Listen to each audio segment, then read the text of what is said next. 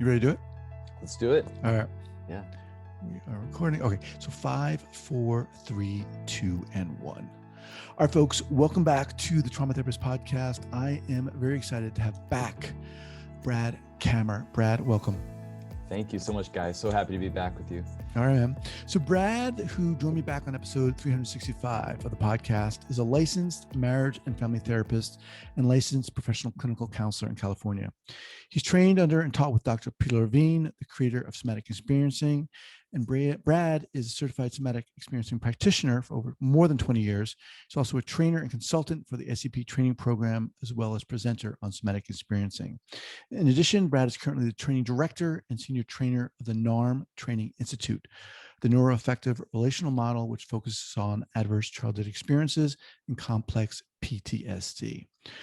All right, so let me tell you something here before we get going. I wanted to bring you back because, I just really enjoyed interviewing you initially, but also really feel that you kind of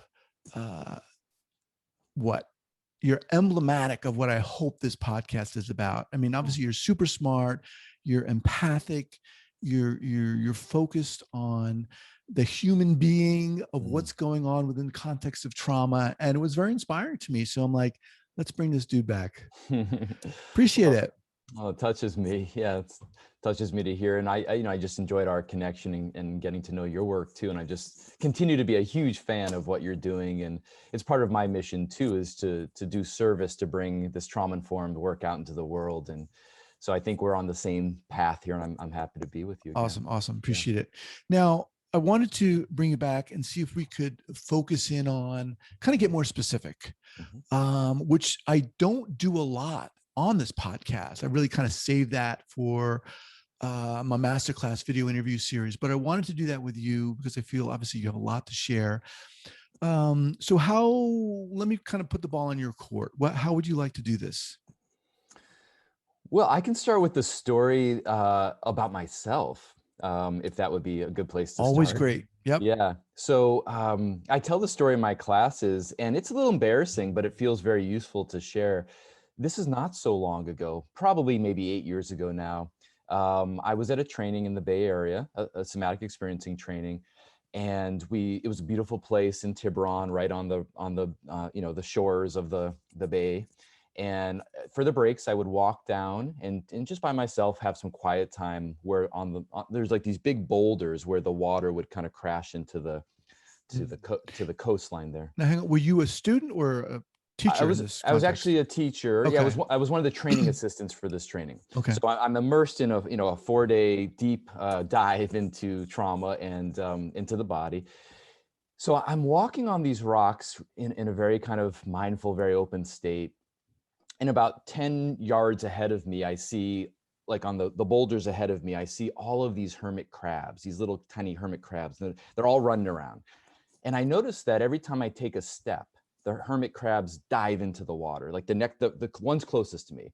And then I take another step and I see the next round dive into the water. And here I am, a grown man, 2 kids, been a therapist for 20 years. And I have this really strong thought that the crabs don't like me. And it was such this moment of like how deeply embedded in us this shame, this self-hatred is. And I knew it intellectually, of course. I teach it. I've been working with clients for many years, but in that moment, I came so in touch with how, if I'm going to project my self-hatred onto these crabs, what am I going to do onto my kids, to my partner, to my clients, to my students, to the world? And it really helped me to, first of all, just have even greater compassion for how much pain and suffering we're all carrying inside, but also how we reenact that in the world.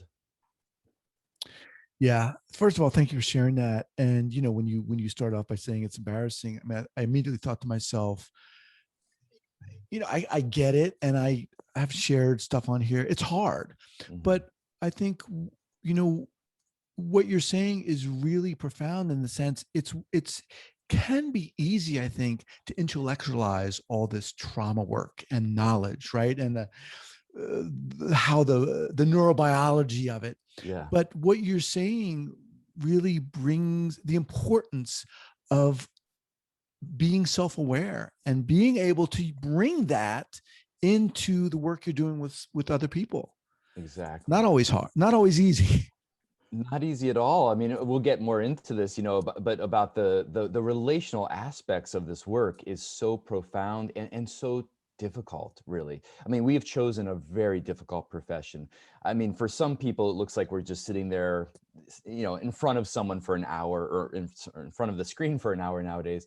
But the reality is that not only are we holding space for so much pain and suffering, not just with that individual, but within their culture, within the intergenerational trauma that they're carrying, but we ourselves are also part of this larger culture and part of our own intergenerational trauma. Mm-hmm. And so here we are just sitting, and this is difficult to quantify. It's difficult to really describe really what's happening between two people as we're sitting there in this work.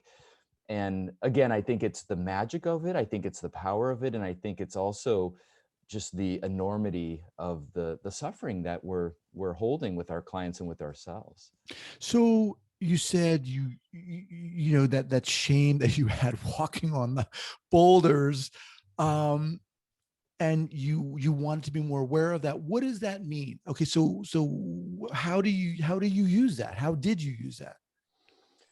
Well, I think the first part is really this, feeling. Okay, well, in the past, I think how I would have used it is I would have caught it on some level, probably, because I'm a pretty insightful person, but then I would have used shame to shame myself around having shame.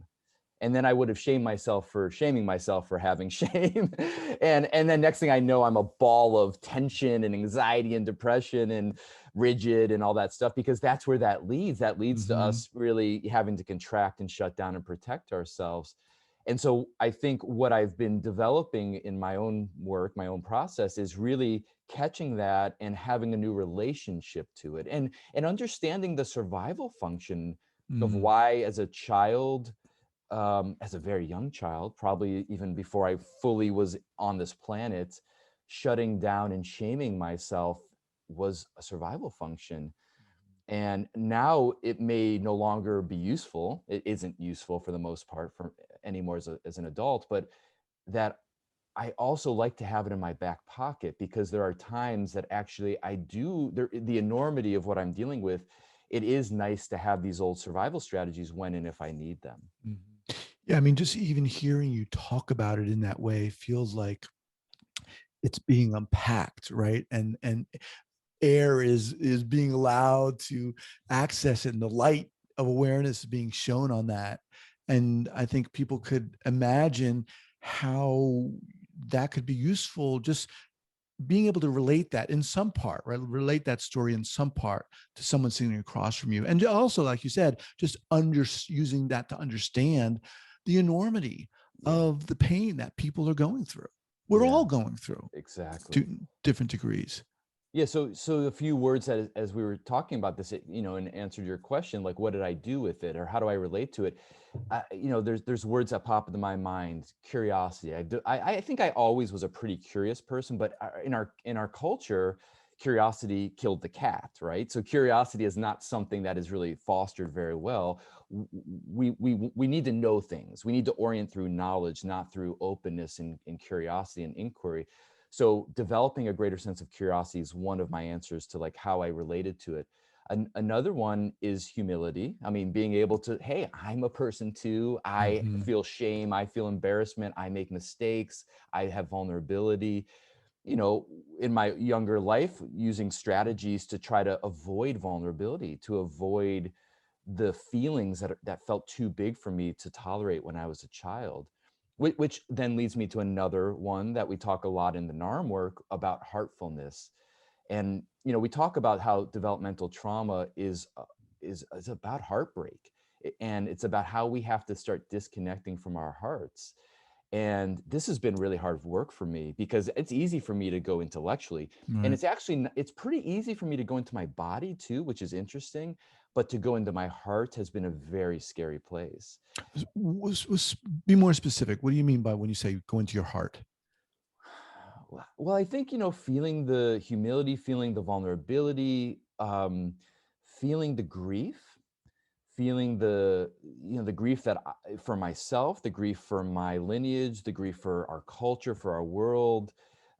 Again, that the enormity of it is just, we can talk about it all day intellectually, Mm-hmm. but when we stop and really start to feel that, how do we relate to that? What do we do Right. with that? And I think that's part. I have no answer to this. I'm still on this path. I'm still on this journey, but I know that I have much more ability to stay connected to my heart and to my feelings towards myself and to others than I did when I was just purely trying to survive the challenges of life. Right. Then there's the other kind of layer, which is, being a male in this society, Mm, and being in touch with your heart and all that stuff, and being able to talk about shame and admit shame, and admit you're walking on the rocks and these crabs are moving around and you have this feeling. yeah. Yeah. I mean, I think for me personally, it was a little bit of an easier journey because I never really fully related to the stereotypes that I was kind of growing up around in the 70s and 80s when I was forming as an adult, or as a child into adulthood. Like, but I know how much that still, even though I didn't identify so strongly with that, it still, of course, impacted me. Um, and I also think about another answer to your question about like what do I do with it and how do I relate to that experience? And I've been thinking a lot about this recently, just in our society, but for me personally too, and for our clients, is the development of the capacity to tolerate complexity. Like in the old psychoanalytic days, they would talk about splitting. Splitting was one of the primitive primary defense mechanisms they described. And part of splitting, you see this with people that have borderline personality disorder, where it's like it's either black or white, it's good or bad, things are very this or that. And people talk about in our society how it's become so polarized and all of this stuff. I think we really are living in a time of incredible splitting. Mm-hmm. And I know that for myself when I was younger. Again, that was one of my strategies of trying to manage life, is to reduce the complexity into a much more simple way of relating. And I think I'm doing my own work, and I'm supporting clients and the students that we're working with to really be able to tolerate more of the distress that comes in the uncertainty, in the unknowing, and in the complexity, in the Mm-hmm. nuance. Mm-hmm. What do you see as your role, as a therapist, working within the context of trauma or complex trauma or developmental trauma? What do you see your personal role as? That's a great question. Yeah, because I feel like it's evolving in some ways. You know, I came into this work, I think I talked about this the last time we were together, but I did humanitarian aid work in Asia with Burmese refugees. And I just always had this kind of social activist mindset, even when I was in my teens. I just was really interested in giving back and contributing. I wasn't someone that had ambitions for, making myself big banks of money or anything like that. I really wanted to be in relationship and supporting people. And so when I came in to be a therapist, I think I was really focused on the individual, and I still am. I really believe that change, like social change, happens from the bottom up.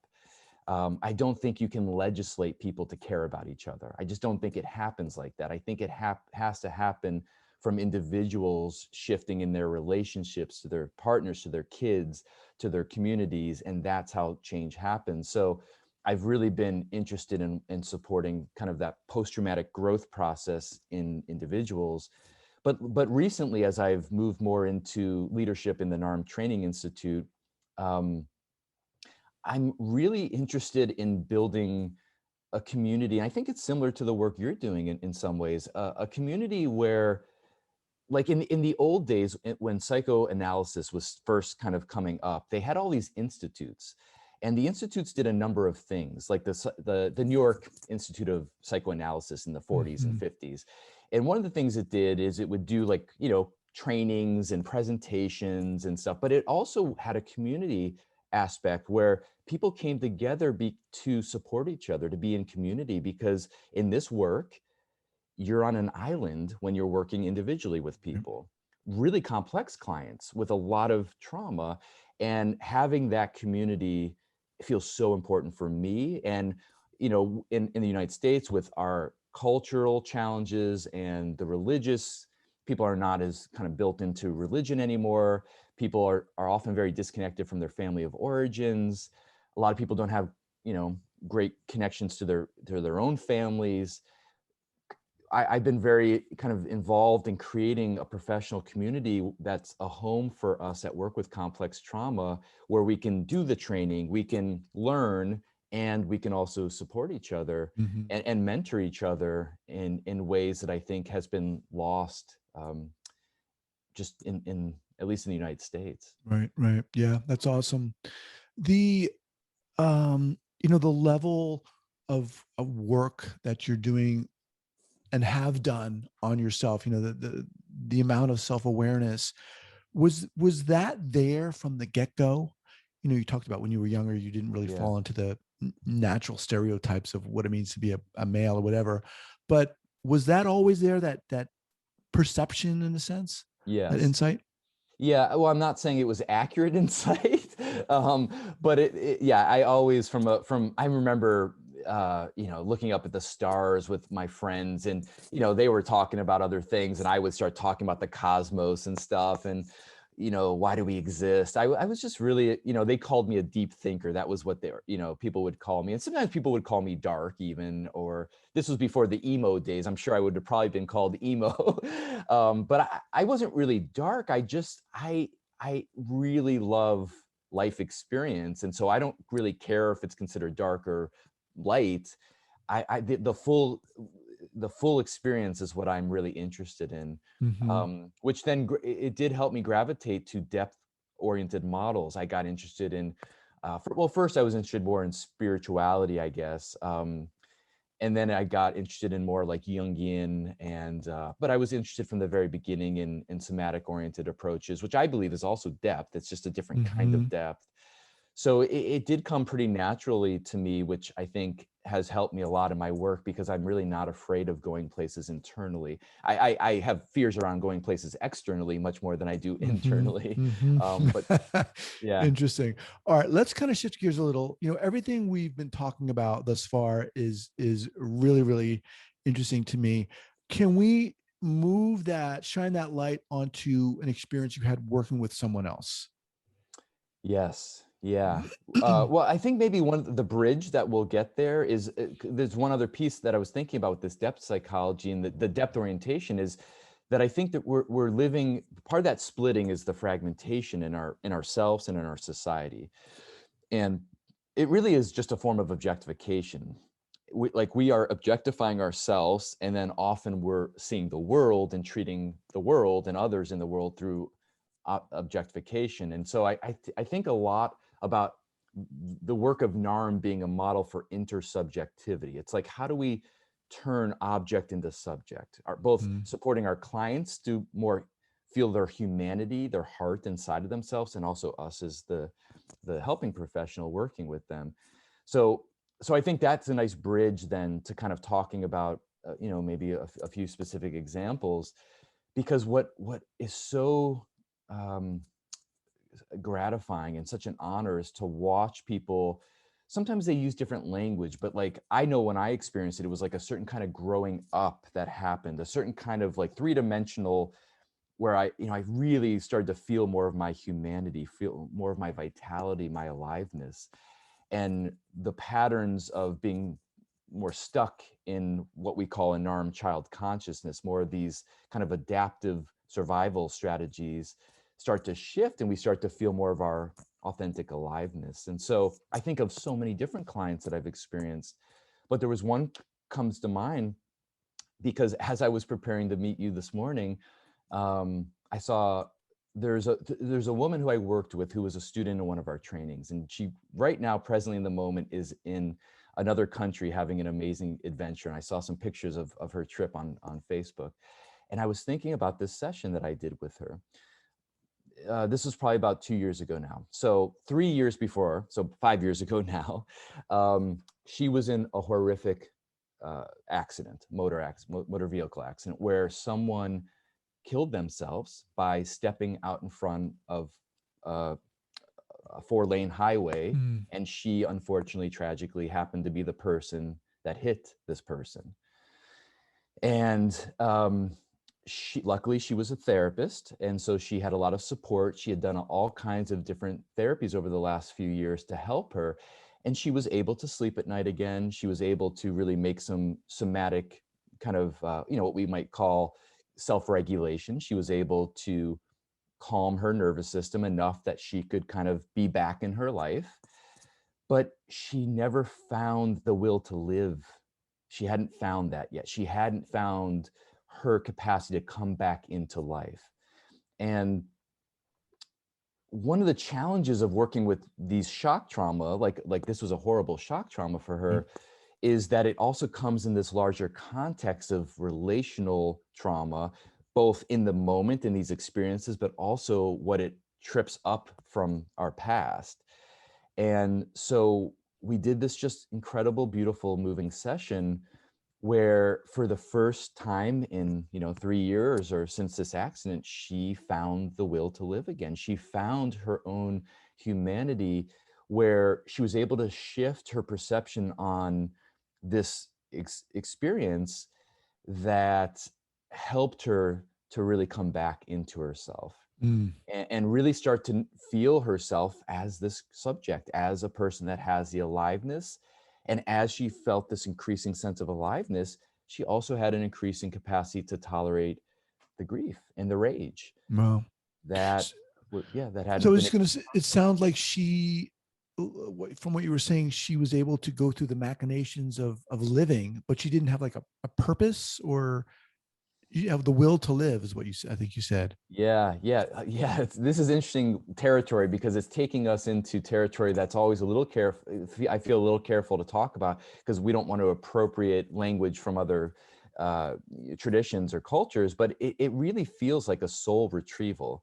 It really feels like, and is that fragmentation and that splitting that happens to us not just about the way we disconnect from our hearts, but the way that our soul, whatever that means for us, I don't even know what that means exactly, but is there a way that in this deep trauma healing work, I know Peter Levine talked about this for many years, that in this coming back into our bodies and being able to resolve some of these patterns that kept us dysregulated, disorganized, disassociated, what does that mean? What's the language to use when someone comes back fully into their aliveness? Mm-hmm.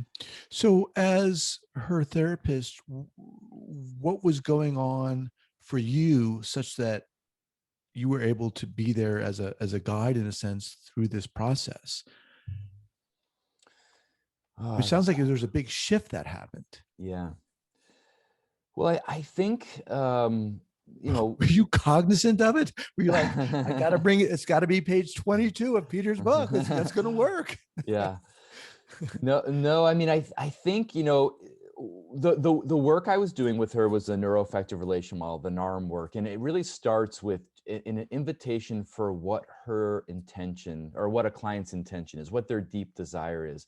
And on paper, it sounds so easy, like, oh, what would you like for yourself today? But that question itself is already inviting something very deep inside someone. There's different language people use for it: aspirations, desires, intention. But it's inviting something that often is a state that we've disconnected from. Mm-hmm. And that we're trying with all these old strategies. Me looking at those crabs, using shame is actually a strategy of me trying to get back into connection. And it becomes a symptom, it becomes an obstacle, and really inviting what's the deep intention that our clients have for themselves. So that's where it really starts. It's about inviting a certain kind of agency And from that process, then starting to really just drop into curiosity that how is our client organizing their experience in relationship to what they're sharing? Not the story. She's told that story many, many times.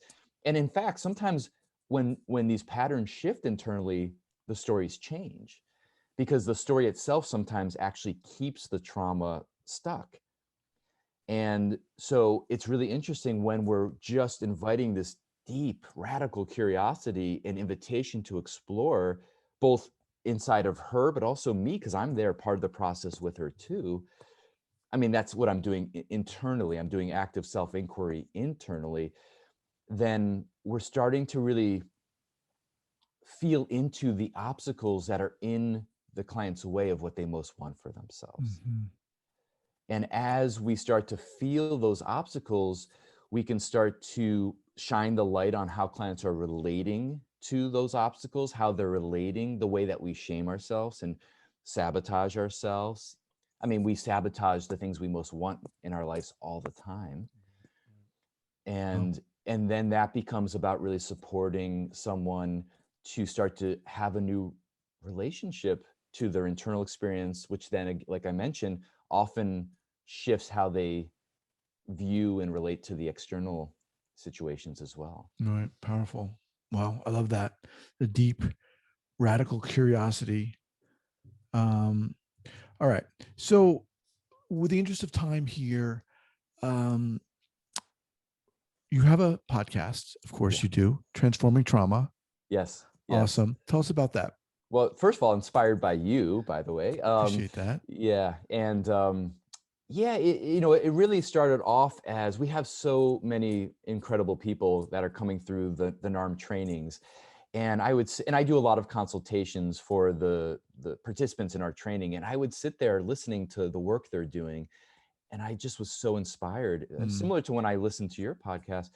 And I said, we got to get this out there. Like, people need to know of the incredible work and very difficult work that we're doing.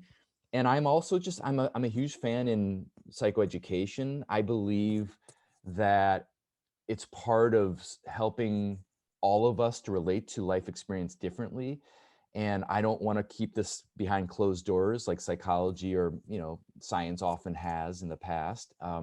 And so I really wanted to kind of bring this understanding of how we're working with developmental and complex trauma out into the world. So it started by kind of wanting to, show off some of our community. And then we started wanting to have larger conversations with other people. You were on our podcast, and we've had Dick Schwartz several times, the creator of Internal Family Systems, Dr. Gabor Mate, Dr. Christina Bethel. I mean, we've had some really great folks that are doing incredible work, and we're going to continue throughout as we go forward. So we're kind of going back and forth between showcasing some of the amazing people in our community, the NARM community, as well as people that we just want to connect more with and support each other as we're doing this work. Yeah. Awesome. And people can access that on Apple, iTunes, and everything, and anywhere. Exactly. Yeah. Transforming Trauma. Yes. Okay. Awesome. And we'll have a link for that up here at the show notes page at thetraumatherapistpodcast.com. Once again, speaking with Brad Kammer. All right. In addition to that, any other trainings you want to bring people aware of through NARM? Okay. Yeah, I'd be happy to. Yeah. So we have the first level 1 training is for all helping professionals that work with complex trauma. So we have people that are educators, doctors and nurses, alternative health practitioners, mental health professionals.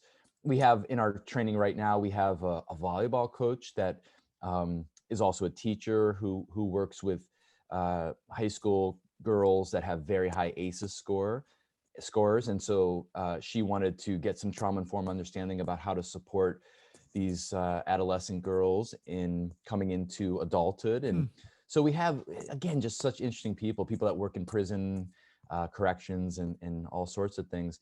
So that's our level 1 training. That's an online training. We call it the Online Basics Training. That happens twice a year. The next one will be coming up in September, so I'm not sure when this will be aired. Oh, okay. Well, we'll make sure it gets out before then. Yeah. Yeah. And then, okay. and then the 2 training is for mental health professionals. So these are for licensed therapists or for people that are in their internship or traineeship or graduate program even, that are working towards licensure or are licensed as social workers or psychotherapists, psychologists. And it's a year-long training, and we go into a deep dive into working with developmental, relational, cultural, intergenerational trauma, just the whole field of complex PTSD. Okay. And people can access those trainings where?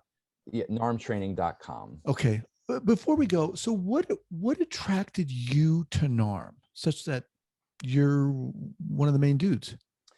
Yeah, I was luckily, before I even became a therapist, I was turned on to Wilhelm Reich's work. So I was interested in somatic psychology. And when I got into graduate school, I specialized in somatic psychology. I had the great fortune of learning about Peter Levine's work, coming into somatic experiencing. And I met Dr. Lawrence Heller, who's the creator of NARM.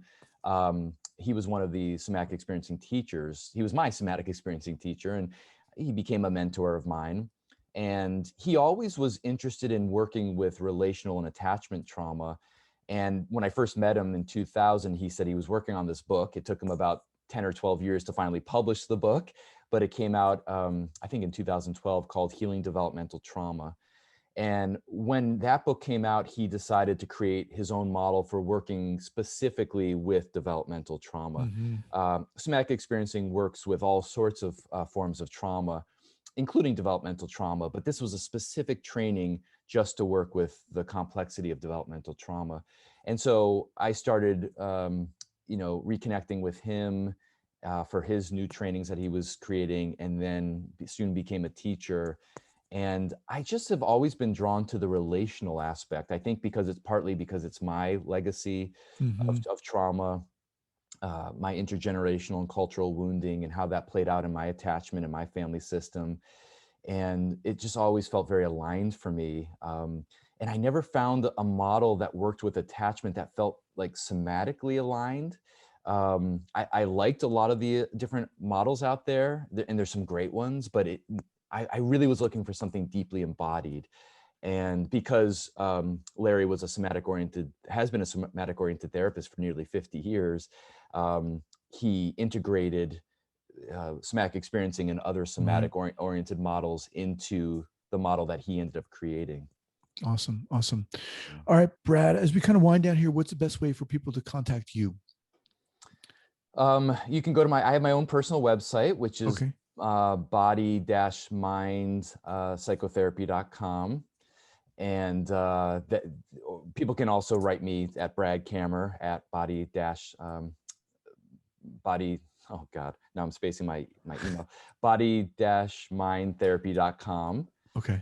And also through the NARM Training Institute, people can also connect to me through there. It's Brad Kammer at narmtraining.com if they're interested specifically in NARM. Okay, awesome. And I have a feeling after people listen to this, again, they will be.